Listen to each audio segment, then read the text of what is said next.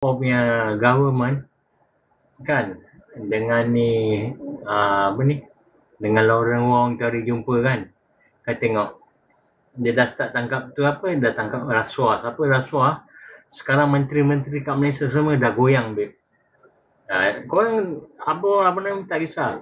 Apa ni buat ni worldwide tengok. Apa ni suka tengok orang punya apa ni? Orang punya politik. Sebab tu sekarang orang punya apa ni, orang punya orang besar semua kan, semua dah takut. Yang ada semua minta diri, lepaskan jawatan. Korang duduk, korang fikirlah. Dah lama duduk jawatan, dah tua-tua, nak tarik diri, rugi tak? Duduk fikir babe. Sebab tu ada question mark. Look and see apa yang Anwar akan buat. Lagi, ramai lagi rasuah dekat negeri Malaysia, kita kat Singapura akan tengok. Sebab Abang Nordin dengan rakyat Singapura, kita doakan semoga Malaysia maju. Dan mata wang sama dengan Singapura, Brunei balik.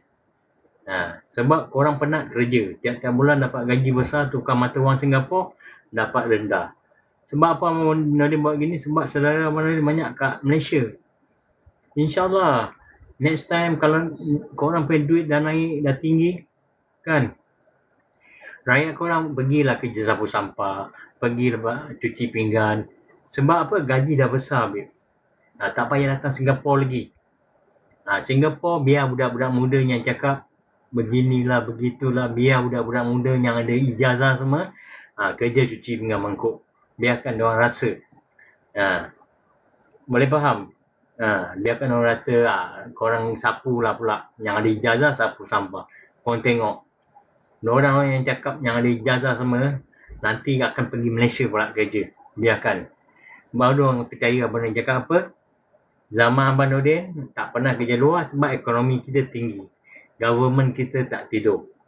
Nanti korang yang ada ijazah semua kena pergi luar negeri. Ada anak. Suruh mak bapak korang jaga. Tak dapat jumpa anak. Tak dapat jumpa bini, tak dapat jumpa isteri.